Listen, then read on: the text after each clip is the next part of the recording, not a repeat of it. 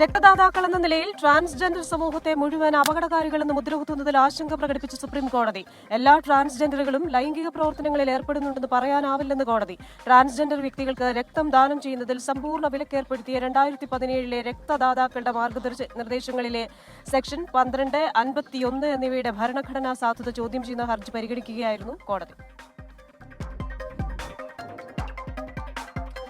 രാജ്യസുരക്ഷാ കാരണങ്ങളാൽ തുർക്കിയിലെ ഇനൂനു സർവകലാശാലയുമായുള്ള കരാറുകൾ ഉപേക്ഷിച്ച് ജവഹർലാൽ നെഹ്റു സർവകലാശാല. പാകിസ്ഥാനെ സഹായിക്കാനായി ഡ്രോണുകളും സൈനികരെയും തുർക്കി നൽകിയതിനെ തുടർന്നാണ് തീരുമാനം. കുട്ടിയെ പരിപാലിക്കുന്നതിനായി ജോലി ഉപേക്ഷിക്കുന്ന വിവാഹമോചനം നേടിയ സ്ത്രീക്ക് ജീവനാംശം ലഭിക്കാനുള്ള അവകാശമുണ്ടെന്ന് ഡൽഹി ഹൈക്കോടതി. കുട്ടിയെ പരിപാലിക്കുക എന്ന കടമയുടെ ഭാഗമായാണ് ഇത്തരം സാഹചര്യമുണ്ടാകുന്നതെന്ന് ജസ്റ്റിസ് സ്വർണകാന്ത ശർമ്മ.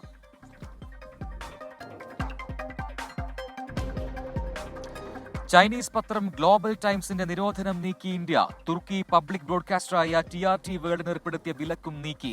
വിലക്കേർപ്പെടുത്തിയത് പാകിസ്ഥാന്റെ പ്രചാരണങ്ങളും സ്ഥിരീകരിക്കാത്ത വിവരങ്ങളും പ്രചരിപ്പിച്ചതിന്.